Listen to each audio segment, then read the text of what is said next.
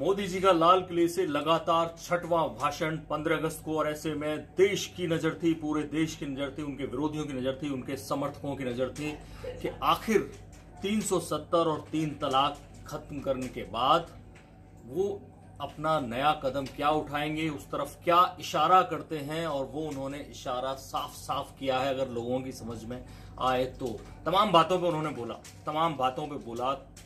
5 trillion जो economy है वो बनाएंगे, उन्होंने करप्शन की बात की, उन्होंने जल शक्ति मंत्रालय की बात की, उन्होंने ease of doing business, ease of living, ढेर सारी चीजों की बात की। लेकिन एक बड़ी बात की, वो बात की जनसंख्या विस्फोट की। कैसे देश जनसंख्या विस्फोट की तरफ बढ़ रहा है और कैसे हमें इससे निपटना है, कैसे राज्य सरकारों को कानून बनाने हैं, कैसे केंद्र सरकार को कोई योजना बनानी है। ये सब बातें उन्होंने की। पहले उन्होंने उसको सामाजिक बुराई की तरफ, कैसे एक शिशु जो जन्म लेता है उसका आप खर्च नहीं उठा सकते, उसकी आकांक्षाओं को पूरा नहीं कर सकते, उसकी जरूरतों को पूरा नहीं कर सकते, तो पैदा क्यों करते हैं। साथ में उन्होंने उन लोगों की तरफ जिन्होंने स्वभाव से यानी खुद ही तय कर लिया है कि कम बच्चे पैदा करने हैं और उनको अच्छे से पालना है, तो उनको सम्मान देना है। एक तरफ ये इशारा किया, दूसरी तरफ राज्य सरकार और केंद्र सरकार योजना बनाए, इस तरफ इशारा किया। दोनों अपनी बातें, यानी जो कम बच्चे पैदा करेंगे उनको समाज में सरकार के थ्रू या समाज के थ्रू कैसे सम्मान दिलाया जाए। हो सकता है कल को चुनाव लड़ने में, जैसे कहा जाता है कि 2 बच्चे होंगे तो पंचायत चुनाव लड़ेंगे, जिस तरह के तमाम नियम बनते रहे अब तक, उस तरह के तमाम नियम आ सकते हैं। जो मोदी जी का भाषण उस तरफ इशारा करता है, वो सारा पॉजिटिव चेंज है कि अगर आपके 2 से ज्यादा बच्चे हैं तो आपको ये राहत नहीं मिलेंगी, और जिनके 2 से कम है या 2 हैं उनको जो राहत मिलेंगी, वो उस तरफ इशारा कर रहे थे। और दूसरी तरफ एक बड़ा इशारा कर रहे थे कि योजनाएं बनानी होंगी।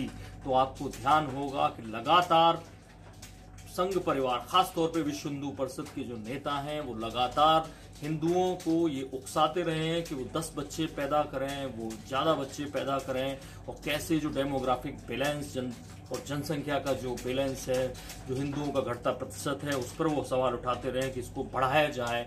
और लगातार उनका निशाना साफ तौर पर मुसलमानों पर होता रहा है। ऐसे में जनसंख्या विस्फोट की बात करना और उसके लिए योजना बनाने का इशारा करना, लेकिन वो इशारा उस तरह से है कि जो विपक्षी पार्टियों की सरकारें भी हैं प्रदेशों में, वो भी कुछ करें।